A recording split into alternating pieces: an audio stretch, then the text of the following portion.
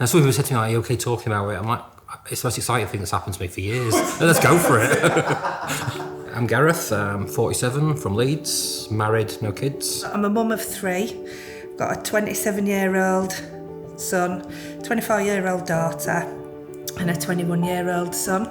48, I think. No, I'm coming up 48 in August. Was supposed to get married this year, but COVID got in the way. Me and Angie, we've been married just over 7 years. Yeah. Believe it or not, we met 30 odd years ago, and then we drifted apart, and then we got back together. I've got a son called Paul, who was 30 yesterday, funnily enough. When I came to this country, I had nothing.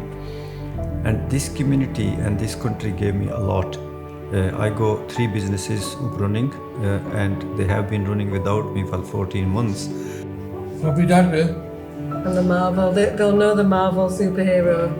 Marvel superhero. Incredible Hulk guy is Sandy. Incredible Hulk guy. Yeah. Well, I had a cough and I've got asthma, and I just thought, I've got a bit of a chest infection.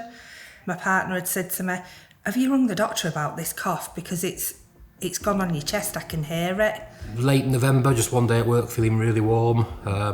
Got home, had one of them classic fevers like you see on TV where you're shivering but you're boiling hot. I'm thinking it's just my normal winter cold I get every year, and thought nothing about it. And when they checked, they said that you got coronavirus, COVID-19, and your test is positive. Sunday evening, I was struggling. Angie says, I think you really need to call 111.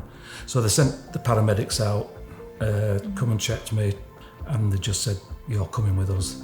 Some guy turned up in the full hazmat suit, came in, sort of took my temperature, asked 2 questions, and 10 minutes later I'm in an ambulance with the blue lights going. Because the wife can't go into hospital with me because of the whole COVID thing, the only thing that sort of sank in a bit was just when they closed the ambulance doors on her, me. Leaving him was the hardest part because he's never been left. He's never been left in the hospital on his own. He's never been away from any of us overnight. I was thinking that my life is over. I was that bad that I thought it's over. I phoned my oldest brother and I said to them, I said, I am sorry if I have ever hurt your feelings or if I've done something wrong. And I was thinking, that's it. They took me through, it was like the porters were shouting, keep back, keep back. You know the scene in Alien? That's what it felt like. I was going into some alien tunnel part. It was weird.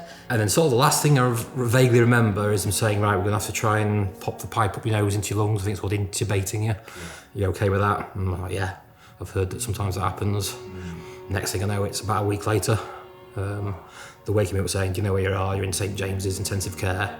And I'm thinking, well, yeah, of course I am. That's where I was when I closed my eyes 10 minutes ago or whatever. I texted my son to say, I'm not good, be prepared. I love you, I'm proud of you. And I got a text back, and they're still on my phone, of these texts. I'll never, ever delete them. He says, you've got to fight this bastard with all your might. Some days it'd say, right, okay, he's picked up. And then some days it'd say, and it would be a particular doctor, I can't remember his name, and he'd say, Saab, he's really poorly. Your brother's a really poorly man. We don't think he's going to make it. There was one nurse, I think she'd looked at my engagement ring and she was like, wow, that's a right big rock, is that? And then she sort of said to me, I was supposed to fly out to Jamaica tomorrow to get married, so the pair of us were sat there crying, and it was like, you just clicked with them. My mum was a ward clerk, I was a hospital porter, that's how I met my wife. So I've always held the NHS and everybody in it the highest regard anyway. I think all I saw at this point is just the extra yard they go, the human touch, the patience. If I got talking about this while I was in hospital, I cried every day. I was so emotional, and I just cried, and even when I came out of hospital, if I started talking about it, and the care I had could not be bettered anywhere in the world. I'm sure it couldn't. It was amazing, absolutely amazing. And even afterwards, when I went into a proper ward, normal ward. Second or third night in intensive care, she was called Layla, and she'd finished, they all handed over around 7 o'clock in the morning, and they were searching for other nurses to move on to the ICU ward, and she ended up staying till about 10 o'clock in the morning until another nurse turned up. And I can remember saying to her, "You must be really tired." She was like, no, it's fine. This is what it can be like sometime. You know, and I was like, wow. Because some people can clock off the shift and then just go, can't they? It's like, my job's done, but I just thought, wow. The end is hopefully in sight. And everything you do makes a difference. Not just to me, but to my friends and family. I've had friends break down in tears when they see me for the first time, just so happy that I'm still around. And that's what they've done. They saved my life, but just all the stuff after that, which made it bearable. To get Tony through that and the things that he told me while he was in, absolutely, I couldn't thank them enough. Really, really brilliant. They're worth more money than what they get paid, definitely. Absolutely. You know, if we could say something, we'd say double it, wouldn't we? Yeah, And the rest. Everything was done so well that I'm okay, and they've done that. They've made the difference for me, friends, family, and they'll get through it.